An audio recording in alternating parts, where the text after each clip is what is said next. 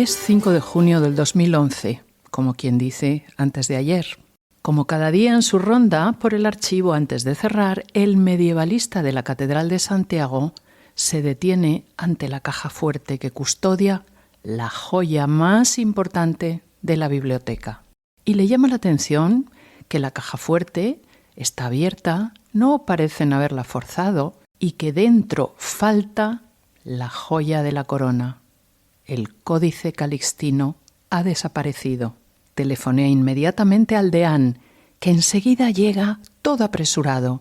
Juntos registran toda la sala y se dan cuenta de que efectivamente el manuscrito que habían estado viendo hacía una semana había desaparecido sin que hubiera evidencia alguna de forzamiento de las cerraduras o un robo al uso. El enigma es digno de una gran novela policíaca. Toda la prensa del mundo se hace eco de este robo, pero lo más curioso es que antes de este robo prácticamente nadie sabía lo que es el Códice Calixtino.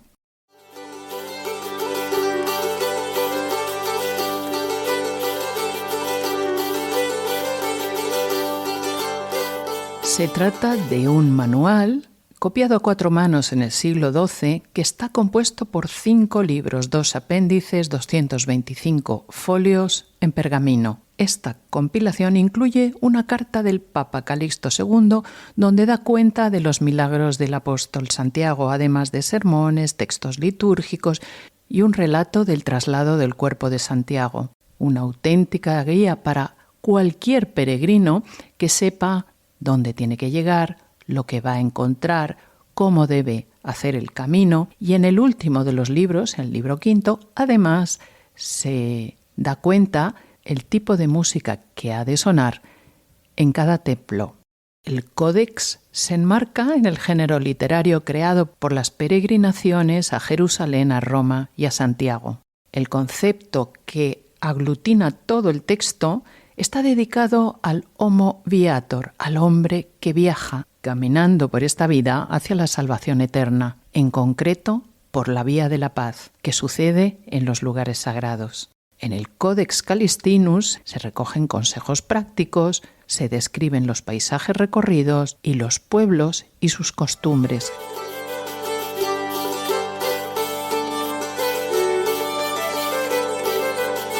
Finalmente, el preciado botín resulta que estaba oculto en un garaje en una ciudad dormitorio aldeaña Santiago, envuelto en el mismo paño blanco usado durante el robo, completamente ajeno al revuelto que causara su desaparición, de la que se hizo eco absolutamente toda la prensa mundial. En las declaraciones a la televisión, los vecinos de Santiago expresaban su alborozo por el descubrimiento del Códex. Una señora dijo haber sentido una suerte de éxtasis al tocarlo con la yema de los dedos. Un testigo afirmó haber visto cómo brotaban las lágrimas de los ojos del policía que lo rescató. Después de barajar muchas hipótesis y juzgar a bastantes personas como presuntos hacedores del robo, resulta que había sido el electricista de la catedral, que estaba enfadado porque le habían despedido sin indemnización. Pero con la recuperación del Codex Calixtinus, iniciamos nosotros en este podcast nuestra peregrinación a través de la Edad Media y todo lo que sucedió para que se formase uno de los caminos espirituales más importantes del mundo, que aún hoy sigue vigente.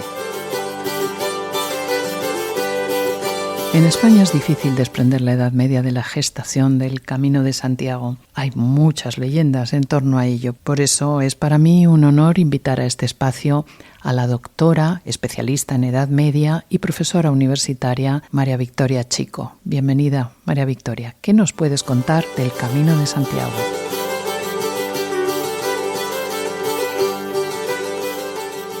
Me gustaría muchísimo incidir para todas aquellas personas que ya entrado el siglo XXI realizan el Camino de Santiago por el sistema que sea, por etapas como sea, incidir en la necesidad de que, aparte de la experiencia humana, de la experiencia de viaje, de la experiencia incluso de terapia, de desestresante, sea cual sea la causa que les pone en marcha o el motivo que les pone en marcha, que sean conscientes de que van a marchar por un camino que ha tenido una trascendencia realmente ineludible cuando intentamos estudiar no solo nuestra historia, la historia de nuestro país, la historia de España, la historia de la península ibérica, sino incluso la historia de Europa, ¿no? Es decir, para mí es fundamental esa famosa frase que utilizan mucho los anglosajones, que para estudiar historia, el presupuesto número 1 para no meter la pata en el análisis es ponerte en los zapatos de la persona que hacía las cosas en el momento en que las hacía.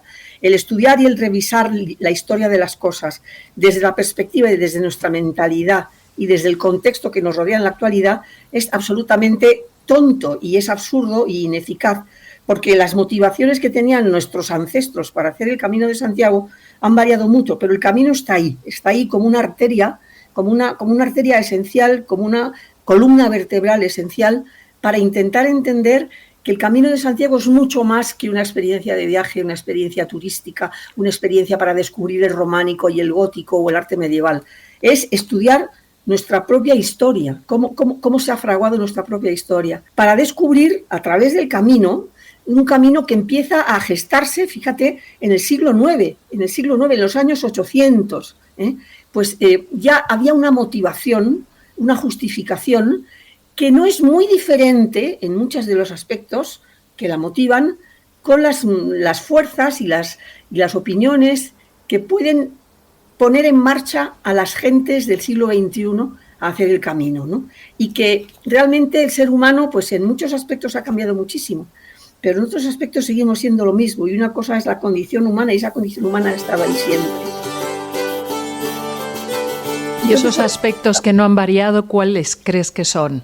Hacerse la pregunta de por qué surge el camino. El camino no surge como una seta después de la lluvia, de una manera totalmente natural, sino que el camino forma parte de todo un proceso. ¿Y cuál es ese proceso? Pues, por ejemplo, nos tenemos que ir a las raíces de la alta Edad Media, de la altísima Edad Media hispánica, para ver cómo ya en los documentos anteriores al siglo IX ya había algunos teólogos, ya había algunos escritores que hablaban de la referencia de que el apóstol Santiago había sido el apóstol, por ejemplo, encargado de la evangelización del territorio, del fin del mundo por Occidente, es decir, de la península ibérica, después de la muerte de Cristo, por ejemplo, ¿no? Entonces, ya había esa creencia falsa, según los arqueólogos especializados en ciencias bíblicas, porque realmente la arqueología ha avanzado lo suficiente para saber que en el proceso de evangelización de nuestro país, por ejemplo, no fue Santiago el encargado, no fue el grupo de Santiago el encargado de dirigirse después de esa diáspora de apóstoles, ¿no? Fíjate que estamos hablando de religión. Hablar de religión en el siglo XXI es tremendamente peligroso, porque hay muchas personas, por supuesto, que no pertenecen a ningún credo religioso, hay muchas personas escépticas y hay muchas personas incluso saturadas del tema religioso. Pero tenemos que intentar ponernos en la piel de esos hombres y de esas mujeres, de esos tiempos en los que la religión era un aspecto esencial de su vida, en los que separar lo profano de lo religioso era imposible, porque formaban como un todo, como un totum revolutum, en el que la religión estaba siempre presente de una manera medular, pero no como desde un punto de vista de control, de organización, de administración, no, de sentimiento.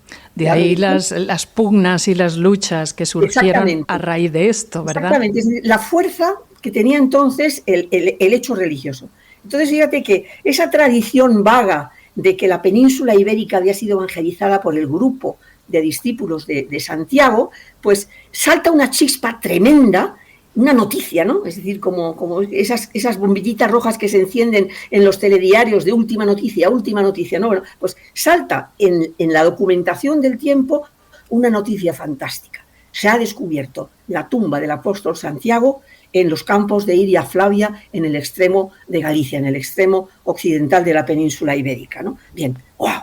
Se ha encontrado una tumba y resulta que la tumba es ni más ni menos que la de Santiago. Y entonces, a partir de ahí, va a armarse toda una leyenda, toda una épica, para intentar explicar, bueno, ¿y por qué el Señor de Santiago llega a España y por qué va a morir o su cadáver va a terminar habiendo muerto en Tierra Santa, según dicen los santos autores, ¿no? Va a acabar en Santiago, ¿no? Y a partir de ahí se va a montar toda una escenografía maravillosa, pero maravillosa, para articular un camino que lleve a los peregrinos de todo el mundo occidental cristiano hacia Santiago de Compostela. Ahí está la primera idea fundamental, ¿no?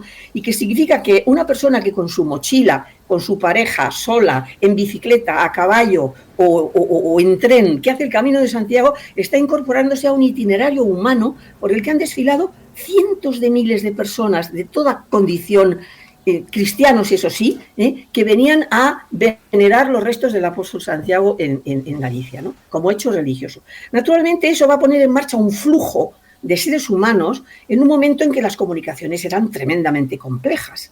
Imagínate lo que significaba venir desde Lübeck, por ejemplo, venir desde Birmingham, o venir desde Bohemia, o venir desde el norte de Francia hasta Santiago de Compostela. Pues era un viaje de años, podían ser 1 año y medio, incluso 2 años, era un viaje que podía no tener regreso, que podía no tener retorno. ¿Por qué? Porque fallecías en el camino o enfermabas en el camino de ida o de vuelta, o simplemente porque en tu proceso vital de viaje te quedas estabulado en una ciudad de mitad del camino, integrándote en una población del camino, porque encuentras ahí un futuro, encuentras la posibilidad de una explotación de tu artesanía, encuentras ahí un futuro para tu vida, ¿no? Entonces, es un aglutinante, el Camino de Santiago es un aglutinante de europeos que desde el siglo IX y aumentando exponencialmente, increciendo hasta el siglo XIV, que es el siglo en el que podemos decir que es el mayor flujo que entendemos que se produjo de peregrinos, pues va a atravesar toda Europa en distintas vías que se van a unir en los Pirineos, en Roncesvalles, en Saint-Jean-de-Pied-de-Port o en Roncesvalles o en Jaca, para, entrando en 2 caminos que se juntan en Puente la Reina, seguir hacia el oeste, hacia el fin del mundo por occidente, hacia Santiago de Compostela, ¿no? Fíjate que ahí hay una idea religiosa, pero hay una idea que pone en marcha enseguida, junto a la religión, todo un fenómeno de intercambios económicos, comerciales, importación, exportación, contactos de técnicas nuevas que van entrando y saliendo. En nuestro país, que ya sabes que somos muy poco franceses en el sentido de apropiarnos de cosas, siempre hablamos de la entrada de cosas a través del Camino de Santiago, pero también es hora de que defendamos, y lo están haciendo nuestros investigadores, la salida de cosas de la península ibérica por la ruta del camino hacia otros puntos de Europa, ¿no?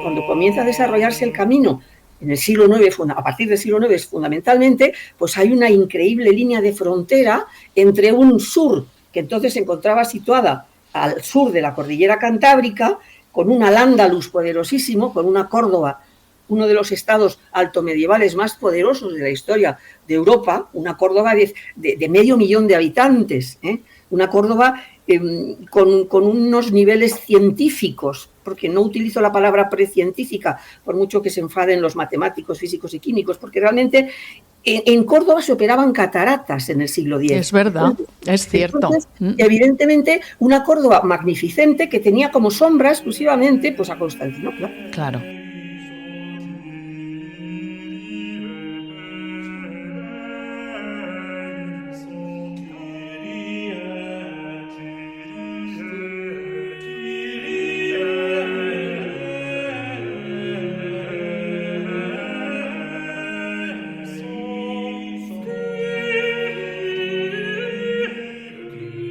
A través del camino han entrado en Europa, desde la península ibérica, cantidad de procedimientos, cantidad de técnicas, cantidad de elementos culturales, científicos, literarios a Europa. Entonces, aunque sea una aberración lo que te voy a decir, Maribí, de repente estoy pensando que pudiera ser como el Internet actual, es decir, en una península ibérica, en las condiciones que fueran, o una Europa en las condiciones culturales y de intercambio de conocimientos limitado, precisamente ese flujo de peregrinos, de viajantes que traían información de otros lugares y a su vez se llevaban a sus lugares de origen información obtenida en la península ibérica, pudiera compararse perfectamente con otro ritmo, claramente, al Internet de hoy día.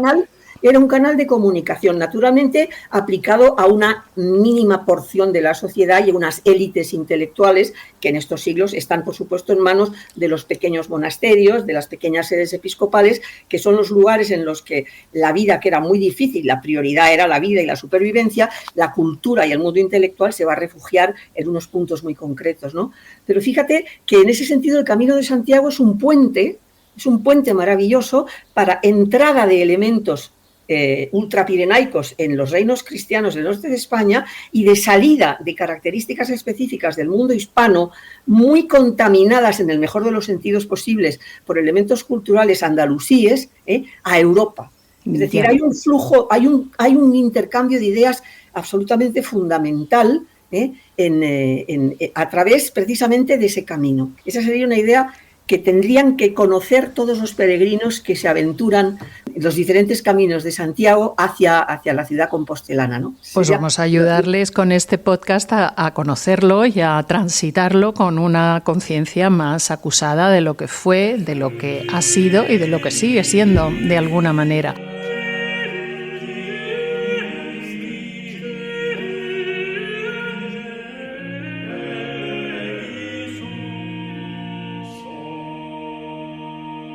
Habiendo habido en la península ibérica tan relativa buena convivencia entre las tres religiones, el Islam, el cristianismo y el judaísmo, y teniendo una influencia tan grande musulmana, con independencia de que la fe religiosa o las convicciones religiosas fueran muy firmes y hubiera una escisión ahí entre los pueblos, sin embargo, te pregunto si el estilo de vida, las formas de vida, los usos y costumbres de las personas en la península ibérica eran esencialmente musulmanas. Habían una cohabitación tolerable. No vamos a hablar de la convivencia maravillosa porque no, era un equilibrio muy inestable, que cada vez que había una mala cosecha o una crisis, pues evidentemente las minorías sufrían el peso de la autoridad de las mayorías, ¿no? Pero era un nivel de cohabitación muy respetable el que se produjo en nuestro país, ¿no? Evidentemente los cristianos caminaban por el camino con la idea de la defensa de la tumba de Santiago, ¿no? y la valoración de la tumba del apóstol, de uno de los apóstoles favoritos de Cristo, que era Santiago. Pero tú ten en cuenta que en ese proceso vital del camino se van a encontrar con modos de vida de las élites, monasterios, hospederías, etcétera, en donde se había incorporado una manera de vivir diferente a la del resto de Europa. Por ejemplo, en estos tiempos, siglo IX, siglo X, siglo XI, las telas de lujo, por ejemplo, las telas de lujo con las que se querían vestir los grandes príncipes, los grandes caudillos, se querían enterrar en sus tumbas, por ejemplo. Pues fíjate que al abrirse estas tumbas, te estoy hablando de Aquisgrán, no te estoy hablando de Jaca o de León, que ya por sí tendrían su valor, no, te estoy hablando de Aquisgrán. Pues descubres que los cadáveres estaban envueltos en telas, muchas de ellas de procedencia andalusí. Fíjate. Entonces, ¿cómo llegaba eso hasta ahí? En un siglo XI, por ejemplo. ¿Cómo llegan telas andalusíes? ¿Cómo llegan sedas cordobesas? ¿Cómo llegan textos traducidos del griego al árabe en Córdoba? Ya. ¿Cómo llegan a los centros de estudio de la Alta Edad Media del centro de Francia? Pues imagínate que en ese proceso de comunicación y de difusión, el Camino de Santiago fue un eje fundamental.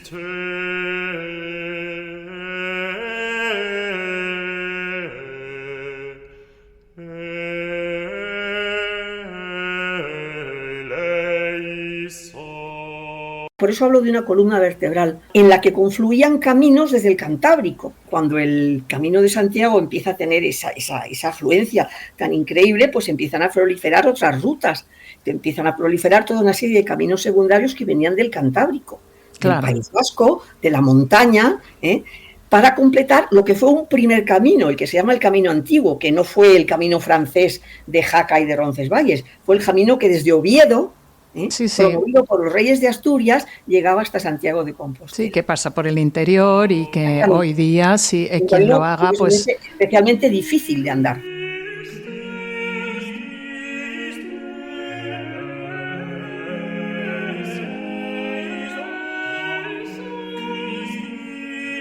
¿Es cierto que el esplendor del camino sucede en el siglo XI, XII, XIII? Por los documentos, claro, la fiabilidad de los documentos pues no son las estadísticas de hoy en día, ¿no? Es decir, hablar de cifras es muy peligroso, pero por la abundancia documental sí podemos pensar que el camino, la peregrinación en general en toda Europa, no solo la de Santiago de Compostela, realmente va a culminar en torno al año 1300. Es decir, tenemos que ser conscientes de que el fenómeno de la peregrinación en los grandes caminos de peregrinación que atraviesan toda Europa en la Edad Media, Santiago es uno de los 3 grandes caminos, ¿no? El camino por excelencia que va a Tierra Santa, Jerusalén. Y que va a ser protegido y fomentado por las órdenes de caballería, por las órdenes de caballeros del Temple, del Hospital, de San Juan, de Santiago, etcétera. Todas esas órdenes militares que después van a ser unificadas en una única orden de caballería, ya en tiempos posteriores, pues por ejemplo, aparte del camino a Tierra Santa está el camino a Roma. El camino a Roma, como la tumba de Pedro, es por excelencia el segundo camino importante, pero después de eso está Santiago en una competitividad, si quieres, en una competencia de peregrinaje muy, muy importante con respecto a Tierra Santa y con respecto a Roma, ¿no? Son las 3 grandes peregrinaciones, pero luego hay otras peregrinaciones menores importantes también, como puede ser la peregrinación en la Borgoña a Vézelay, a la iglesia de Vézelay, a visitar la tumba de Santa María Magdalena, o como puede ser en el norte de Francia la peregrinación al Mont Saint-Michel, por ejemplo, y peregrinaciones también muy chiquititas para aquel que no podía permitirse el lujo de peregrinar durante largos meses, como puede ser pues peregrinaciones al santuario de Santa María de Salas, o a Montserrat, o a La Tocha, en Madrid. Es decir, el hecho de peregrinar es un fenómeno sociológico importantísimo que curiosamente tiene su origen en la etimología de la palabra peregrinar. Los filólogos han estudiado los posibles orígenes de la palabra de peregrinar y las primeras veces que aparece la palabra de la que deriva peregrino y peregrinar es del latín peragres. En documentos romanos del Bajo Imperio, toda una serie de población que no estaba censada en un lugar preciso, o en una localidad o en una provincia precisa, y que divagaban peragros, es decir, que divagaban por los campos, viajando, buscando su futuro, buscando su comida, buscando su sustento. De esa idea nace ya en la legislación romana el concepto de peregrino. Naturalmente, la religión cristiana lo va a amarrar, lo va a absorber con fuerza para promover el desplazamiento de los fieles a la tumba de un santo, a un lugar donde se había producido el martirio, según la tradición de algunos mártires durante las persecuciones del Bajo Imperio, para venerar esos restos, esas tumbas, y se supone que conseguir determinados beneficios, determinadas sanaciones, determinadas protecciones ante los peligros que les podían acechar en la vida.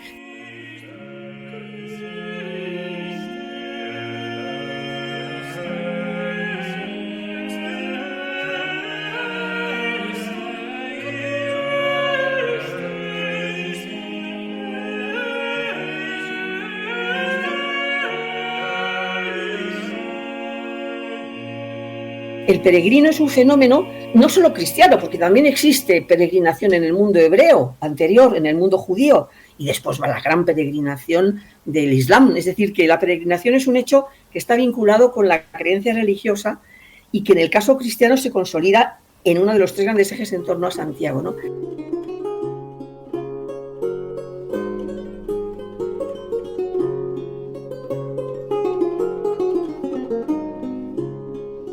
¿Y por qué surge en el momento en que surge? Porque resulta que salta la chispa del descubrimiento de la tumba que se suponía de alguien que había muerto o había sido enterrado en las tierras de Galicia. ¿Por qué surge precisamente en el siglo VIII? Pues evidentemente surge precisamente en el siglo VIII porque en el siglo VIII en la península ibérica se ha producido un fenómeno de una trascendencia fundamental para la historia de Europa, no solo nuestra, sino de Europa, y es la invasión de las tropas musulmanas por el estrecho de Gibraltar a partir del 711. Claro. Y que hacen que haya presencia musulmana muy importante y de un estado importantísimo como el de Córdoba durante siglos y que persistirá después de la caída de Córdoba en pequeños reinos menos poderosos, pero que están ahí, hasta 1492, ¿no? Entonces, ¿por qué surge precisamente a finales del siglo VIII esa noticia? Pues evidentemente Porque conviene. Hay una promoción de las autoridades claro. para llamar la atención de los grandes núcleos de poder europeos hacia ese punto de la península ibérica. En un momento en el que, por ejemplo, Carlomagno, el gran emperador con su magnífica corte instalada en Aquisgrán, las está pasando de Aquilo, con el control de la posible entrada de los musulmanes por el sur, que intentan entrar más allá de los Pirineos, ¿no? Y van a ser derrotados en esa hipotética batalla de Poitiers, en el siglo VIII, que suponen el freno de la expansión del Islam hacia el interior de Europa desde los Pirineos, es decir, desde Al-Ándalus, ¿no? Entonces, ahí hay una frontera política importantísima que hace que el Imperio Carolingio cree un colchón, cree una zona de colchón, una marca, para separar los territorios de Francia de los territorios conquistados por el Islam. Atención, territorios conquistados por el Islam en estos tiempos es Pamplona. Efectivamente, pues es que lo único que se salvó es el reino de Asturias, es lo único. Entonces, fíjate que en ese momento y con ese conflicto internacional que ha estudiado muy bien los grandes historiadores, hay una obra magnífica que es Mahomet y Charlemagne, Mahoma y Carlomagno, que yo recomiendo siempre a mis alumnos. Pues bien, fíjate que en el occidente del Cantábrico hispano surge ese núcleo de resistencia ante el Islam que es el Reino de Asturias, con una serie de reyes fantásticos, unos líderes políticos excepcionales, entre los cuales está Alfonso I, Alfonso II, Alfonso III, Ramiro I. Estamos hablando de finales del siglo VIII, principios del siglo IX, ¿no? Que quieren consolidar su territorio. Y son absolutamente conscientes de que para consolidar su territorio hay que establecer un eje permanente de contacto con más allá de los Pirineos. ¿Qué puede facilitar ese contacto? Pues un interés religioso, Santiago de Compostela.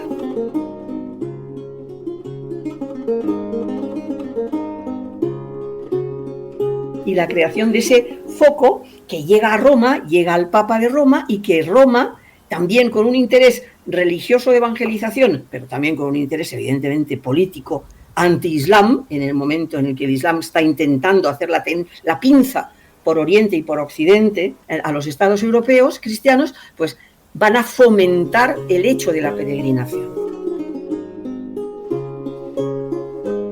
Claro, yo me pregunto, si yo me pongo en el lugar de los dirigentes o del pueblo musulmán, pues a lo mejor sería más fácil, antes que ir a matar a pueblos enteros y reyes poderosísimos, podrían haberse dedicado a matar a peregrinos, y sin embargo no parece que eso fuera el caso. Como estrategia, y, oye, aquí me están metiendo una riada de gente, pues yo me cargo Las campañas militares desde el sur hacia el norte de la península ibérica, esas llamadas aceifas musulmanas, se producían esporádicamente, pero se producían fundamentalmente en tiempos de la primavera y del otoño en nuestro país, ¿no? Y Santiago fue invadida por Al-Mansur, el gran visir de Isem II, es decir, que a principios del siglo XI Santiago de Compostela y la primitivísima iglesia de Santiago de Compostela fue atacada por las tropas de Al-Mansur, pero la tumba no fue profanada. Por una razón muy interesante, ¿eh? Por una razón muy sencilla, también de carácter religioso. Una cosa es la política y otra cosa es la religión. Y es que Cristo y sus discípulos, y por lo tanto Santiago, son respetados en el Corán. Es verdad. Cristo, el Isa, la figura del personaje de Isa en el Corán, que es Jesucristo, por supuesto el Islam no lo considera hijo de Dios, etcétera, no hay ningún elemento de deificación, ¿no? Pero para los musulmanes, Isa, Jesús, es un profeta más, como Abraham, ¿entiendes? Como Mahoma. Y entonces hay un cierto respeto a la figura del profeta Isa. Entonces, cuando atacan políticamente en la sede de Santiago de Compostela, la tumba no la tocan.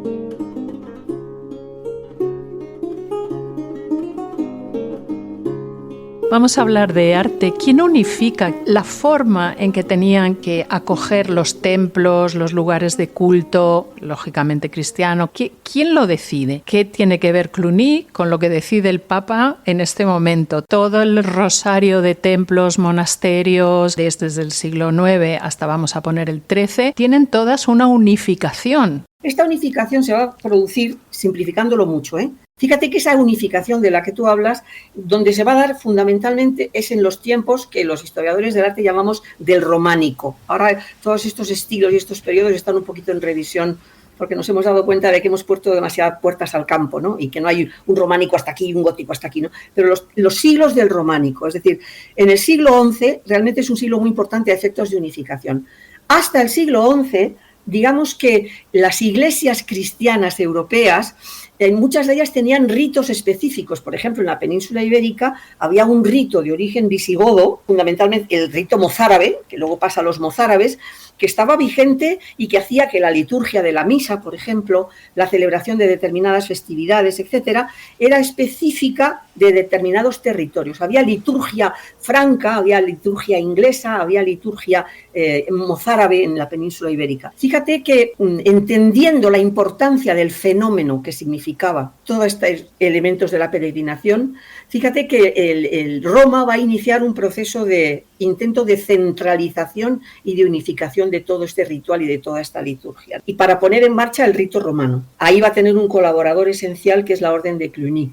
La Orden de Cluny, los benedictinos de Cluny, una orden que ya se había fundado ya a principios de los tiempos cristianos, pero que se va a reformar y que va a tener su gran centro de importancia en torno al monasterio borgoñón de Cluny en Francia. Fíjate que a través de la política de Roma se va a intentar ir convenciendo uno a uno a todos los estados monárquicos que se están consolidando en estos momentos en el siglo XI en Europa para que abandonen sus rituales y sus especificidades locales en las que lo esencial pues, coincidía en la celebración de la Eucaristía, por ejemplo, ¿no? Pero que no tenían una unificación. Bien, pues eso lo va a hacer la adaptación del rito romano que se va a producir en el siglo XI y que se produce en el siglo XI en nuestro país, por ejemplo, empezando por los reinos orientales, Aragón, por ejemplo, después Navarra. El más reacio fue Castilla, el que estaba más arraigado dentro de la tradición mozárabe. Pero esta unificación se va a producir en el siglo XI. Al mismo tiempo que se produce la unificación litúrgica, pues se produce también una unificación de rezos, de sermones, de textos utilizados y de elementos arquitectónicos y de elementos vinculados con las artes plásticas, con la pintura y la escultura, ¿no? Y en este sentido, pues nos encontramos con un primer estilo, si quieres hablar a la manera tradicional, una personalidad artística que la puedes encontrar desde el norte de Inglaterra hasta el Duero castellano, hasta Bohemia y toda Italia.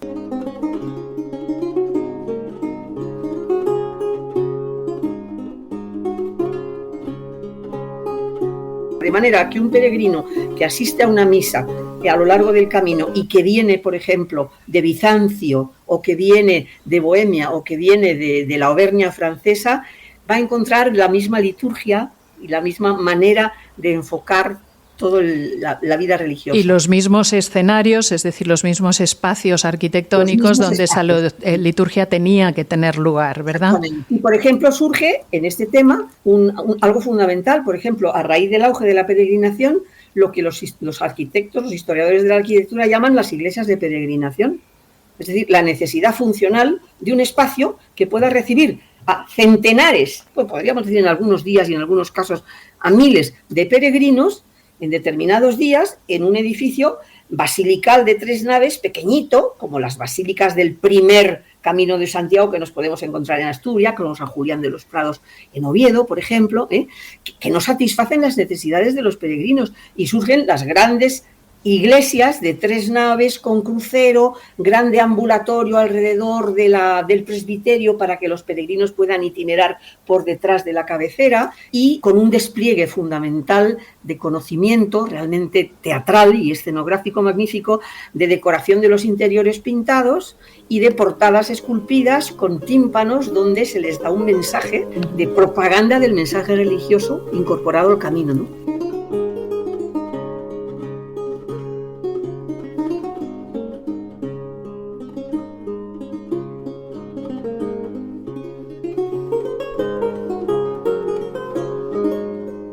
entonces es donde nos encontramos, pues por ejemplo, con el magnífico modelo de uno de los prototipos de iglesia de peregrinación, que es la Catedral de Santiago de Compostela. Claro, sí, ¿no? Que poca gente se da cuenta que es románica, de origen. Absolutamente, sí. No, de origen, exacto, con esa fachada magnífica del obradoiro del barroco gallego espectacular, se nos oculta que detrás de la fachada del obradoiro, la fachada del obradoiro está abrazando una fachada dispuesta también como una H mayúscula, con dos grandes torres, con un gran óculo que está orientado hacia poniente y que hacía que la luz del sol poniente entrara por ese óculo y se proyectara sobre el coro del maestro Mateo, que fue desmontado y ahora está en el museo, y para ir a iluminar directamente en una escenografía magnífica hacia la tumba del apóstol en la cabecera, ¿no? Eso es una obra del siglo XII. A lo largo del siglo XII se va en distintas fases, comenzando por la cabecera y terminando por los pies. La fachada de los pies la termina el arquitecto escultor o maestro Mateo en torno a 1180, es decir, a finales del siglo XII, ¿no? Y ahí tenemos el prototipo del modelo de iglesia de peregrinación, que nos la podemos encontrar calcada, y no estoy diciendo que Santiago sea el origen, pero a lo largo del camino, en las grandes catedrales del camino francés, nos las encontramos con las mismas características, con el mismo lenguaje, una misma gramática de estilo, arcos de medio punto, bóvedas de medio punto, bóvedas de cañón.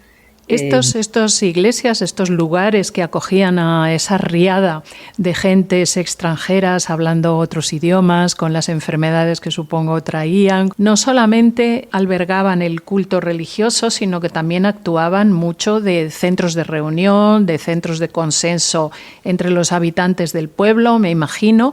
O te pregunto si los hospitales de peregrinos surgen porque en los templos no se podían acoger a estos peregrinos que venían enfermos, o sí, bueno, porque va como ligado, ¿no es así? En estos centros se acogía a todos los peregrinos, pero claro, tenían unas posibilidades muy limitadas. Es decir, en los trabajos que ha habido en la Catedral Románica de Pamplona, la que en el siglo XIV colapsó y fue sustituida por esa magnífica catedral gótica que hoy encontramos en Pamplona, pues por ejemplo en los cimientos de la catedral actual de Pamplona se han encontrado espacios que eran espacio hospital, pero claro, eran un espacio hospital ¿para qué? Para 20, 30 personas. Claro. Ten en cuenta que muy pronto ya a lo largo del siglo XII y sobre todo a partir del siglo XIII, hablar de cifras de peregrinos no es hablar de 20, 30 personas. Es hablar de un caudal de peregrinos mucho más grande. Entonces, por ejemplo, una de las primeras cosas que los organizadores del camino van a poner en marcha es, por ejemplo, sistemas de control y de vigilancia.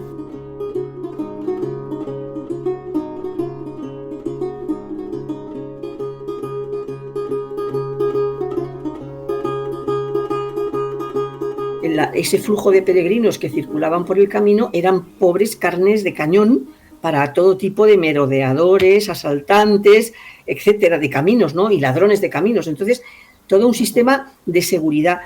La construcción de puentes en los puntos más significativos para vadear los ríos. Ahí tenemos a Domingo de la Calzada, el santo patrono de los ingenieros de caminos, ¿no? Que se dedicó toda su vida a facilitar los caminos y a remodelar y a hacer puentes, como por ejemplo el Puente La Reina, por ejemplo. Es decir, la construcción de puentes, la construcción de hospederías, claro. La construcción de hospederías para albergues de peregrinos. Para que tuvieran sitio donde dormir, cobijo. Claro, y las exenciones fiscales que acompañaban por parte de los obispos de las sedes que se atravesaban para aquellos que ayudaran al fenómeno de la peregrinación, entendiendo que el fenómeno de la peregrinación era un fenómeno que abarcaba mucho más que lo religioso, abarcaba toda una serie de contactos de entrada y salida de gentes que era fundamental para la progresión de las economías y de las sociedades de la Alta Edad Media.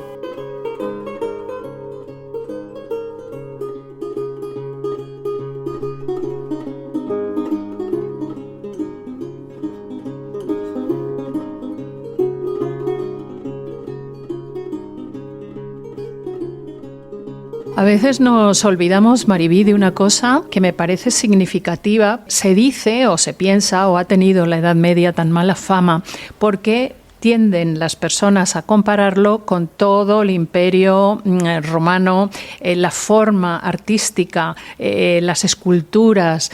Hay como de repente un hermetismo, un hieratismo en la expresión artística de estas épocas que no tienen nada que ver con toda la maravilla y las dimensiones de las esculturas griegas y de las esculturas romanas.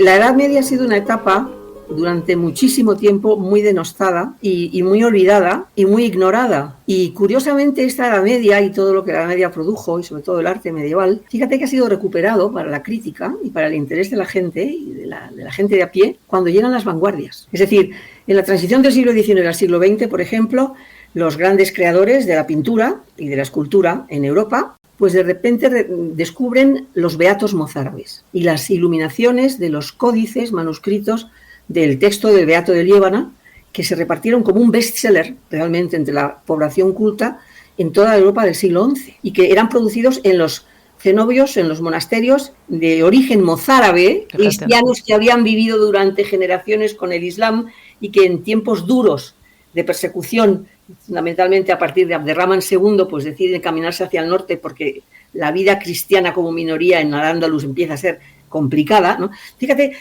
ese arte de los beatos mozárabes, que es como la antítesis, por ejemplo, de una pintura pompeyana, ¿no? Por ejemplo, es la antítesis. El arte del Imperio Romano, fundamentalmente, pero no todo, porque también hay zonas en las que no es así, es un arte en el que domina la belleza física de las cosas, la sensualidad, la carnosidad de la representación de los músculos, de los senos, de los pechos de las esculturas, de los torsos, la proporción aritmética, la belleza formal. Uh-huh. Bien, entramos en la Edad Media. Hay un elemento fundamental que interviene ahí, y es que quien corta el bacalao a la hora de decidir lo que se puede pintar y lo que se puede esculpir, ya no es el emperador para el lujo de su casa o para la propaganda en la fachada de la portada de su palacio, sino que son los teólogos. Yeah. Y entramos en una sociedad en la que, por ejemplo, se da una vuelta a la tortilla algo tan fundamental como, por ejemplo, que es mucho más importante el contenido de lo que se dice que cómo se dice.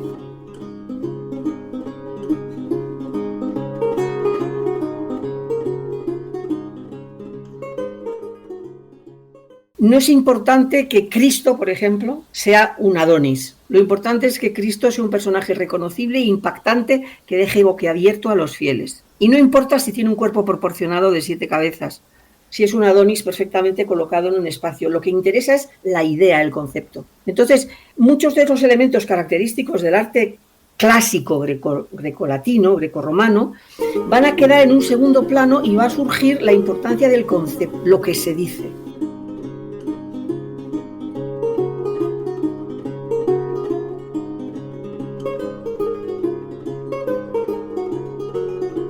Ahí va a aparecer un arte mucho más descarnado, desmaterializado. Claro, porque además es un arte mucho más espiritual, mientras que el mucho arte... más espiritual, mucho más centrado en los contenidos, pero que tiene que ser reconocible, ¿no? Entonces, si yo quiero representar en San Isidoro de León, en la portada, por ejemplo, a una figura de la crucifixión, lo importante es que la gente sepa que ese es Cristo crucificado. Si para eso necesito que la cara sea más grande que el resto del cuerpo y que sea una figura desproporcionada a la manera clásica, se crea un nuevo sistema de proporciones. Ojos, cara, manos son los más representativos.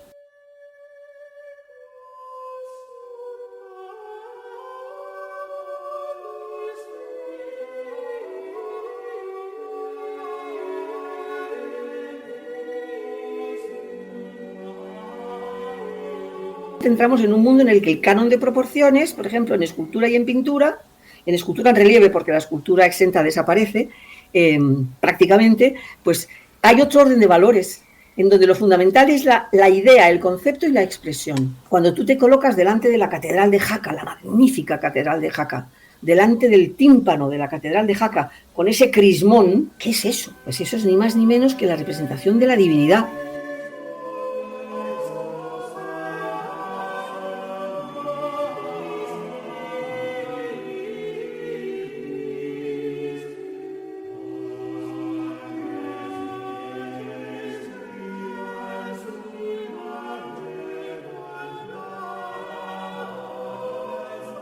a un alumno de diseño, en un ejercicio práctico, a ver, un logotipo de la divinidad. Sí. Tienen ustedes, señores oyentes, que ver las caras que está poniendo la doctora Mariby Chico al explicar esto.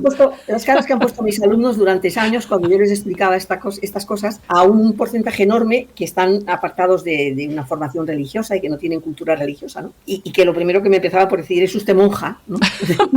Pues mira, no soy monja, pero soy medievalista, y para ser medievalista tengo que meterme en los zapatos del ciudadano de la Edad Media, ¿no? Claro. Entonces, ante ese tímpano de Jaca, en donde déjate de Adonis presentados a los fieles en su belleza física, céntrate en la idea, el círculo, la divinidad, la línea perfecta, la que no tiene ni principio ni fin. Y en el centro de ese círculo, la cruz, el símbolo del sacrificio máximo que Dios hizo por nosotros, ¿no? Ahí está la pregunta de si es usted monja, ¿no? Flanqueando la cruz, un alfa y una omega en griego, principio y fin de todas las cosas. ¿Te das cuenta?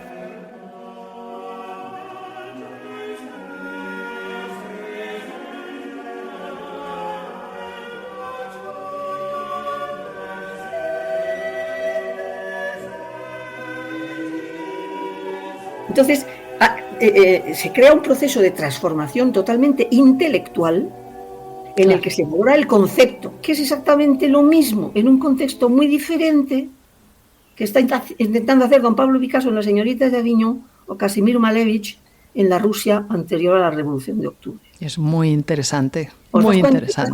La coincidencia formal no apenas existe, pero los creadores de las vanguardias se dan cuenta de que la Edad Media elaboró su propio canon anticlásico, voluntariamente anticlásico, en el que se valora más el concepto que el cómo se explicita ese mensaje. No, y además muy expandido por grandes y vastos territorios de la geografía. Excepcionalmente interesante en este proceso es el caso de Bizancio. Bizancio es el imperio romano de Oriente que va a seguir y seguir y seguir después de la caída de Roma. Ellos se consideran descendientes del imperio romano. Basileus Romaion es el título del emperador de Bizancio. Y en Bizancio se va a producir esa gestación de ese arte más conceptual en el que no de una manera tan drástica como en Occidente se va a seguir manteniendo un cierto dualismo de tradición grecolatina para las cuestiones de arte y de mundo profano, pero en donde se va a optar por un lenguaje mucho más conceptual, que es el que va desde Bizancio a entrar en Italia y desde los monasterios cluniacenses difundirse por toda Europa, creando el lenguaje románico. Entonces, fíjate que a través del canal del camino, tú si te pones a leer cosas, vas a discernir el origen de lo que somos.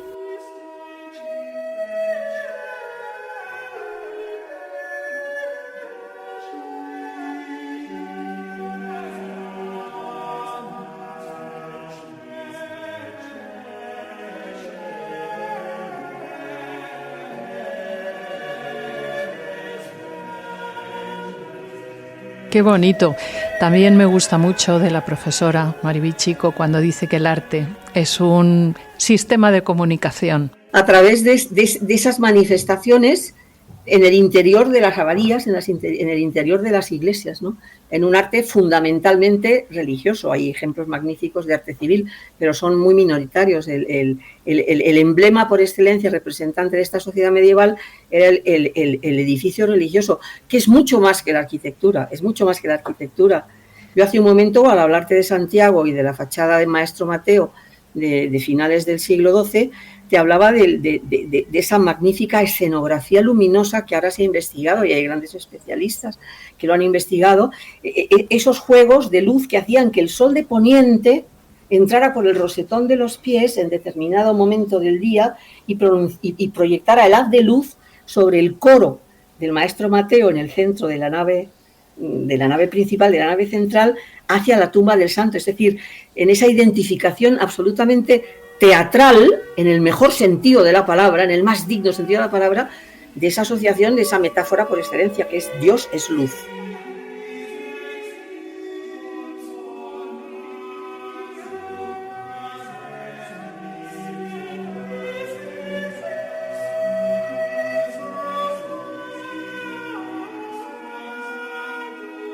En un mundo un tanto átono, un mundo descolorido, en el que las gentes iban vestidas con sargas y con telas vastas de un color blanco sucio que a medida que pasaba el tiempo y no se lavaban... Era más sucio que blanco.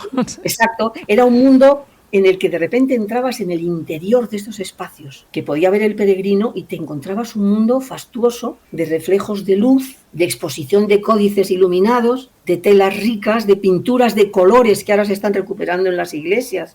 En muchísimas iglesias no hay mes que no aparezca el hallazgo de una pintura mural, por ejemplo, que decoraba las paredes de iglesias y de parroquiales del interior de nuestras iglesias, o por ejemplo procesos de restauración de portadas de catedrales que con las nuevas técnicas científicas de estudios de estas portadas han permitido saber que todas ellas estaban pintadas. Sí. Y han permitido el fabuloso proceso de restauración del Pórtico de la Gloria del Maestro Mateo, que cuando quitaron los andamios la gente se quedó estupefacta.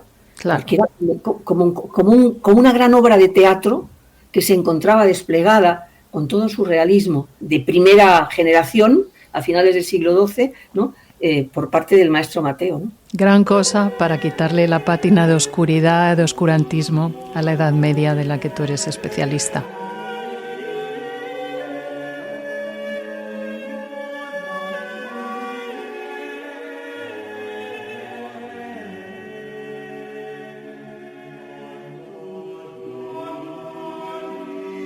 ¿Quieres añadir algo? Yo simplemente animar a las personas que hagan el camino por la razón que sea, por el motivo que sea, por la motivación que sea, pero que no lo hagan como amebas andando con la mochila, sino que lean, que hay abundantísima bibliografía, te metes en la web y tienes abundantísima bibliografía de calidad, para que se den cuenta de que están circulando por una autopista de comunicación humana que empezó en el siglo IX y que con lapsos con las guerras de religión, por ejemplo, en el comienzo de la Edad Moderna pasó una etapa de oscurantismo, ¿no? Pero que se ha revitalizado ahora y que fue la columna vertebral de Europa, por lo cual es absolutamente lógico que haya sido declarado como Patrimonio de la Humanidad por parte de la UNESCO, el conjunto del camino.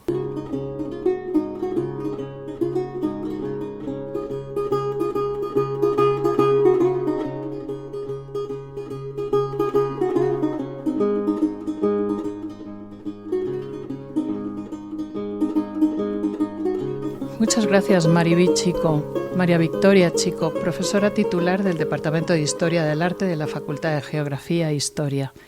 Es un placer haber compartido este tiempo contigo y ya mismo nos ponemos a andar por el famosísimo Camino de Santiago, pero lo vamos a hacer de una forma muchísimo más consciente.